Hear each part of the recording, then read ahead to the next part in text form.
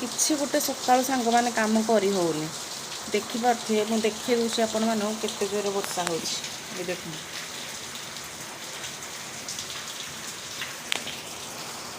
ମାନେ ସକାଳୁ କିଛି ଗୋଟେ କାମ ଜଲ୍ଦି ସରିବ ବୋଲି ଭାବିଲା ବେଳକୁ ଏଇ ଯେଉଁ ବର୍ଷା ପାଇଁ ସବୁ କାମ ଅଟକେଇକି ରହୁଛି।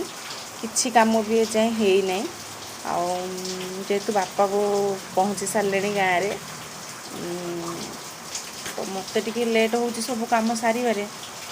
ତ ଏଇ ସବୁ କାମ ଜଲ୍ଦି ସାରିବି ବୋଲି ଉଠିଲା ବେଳକୁ ସକାଳୁ ବର୍ଷା ହେଉଛି, ରାତିରୁ ବର୍ଷା ହେଉଛି କଣ୍ଟିନ୍ୟୁ।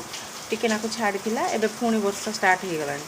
ସକାଳୁ ବର୍ଷା ହେଲେ ସାଙ୍ଗମାନେ କ'ଣ କାମ ଜଲ୍ଦି ସରିବ କି? ଜମା ଏଯାଏଁ କାମ ବି କିଛି ସରିନି। ଆଉ ଖାଲି ଗାଧେଇକି ଆସିଛି। ଆଉ ଠାକୁର ପୂଜା ବି ଅଲରେଡ଼ି ସରିଗଲାଣି।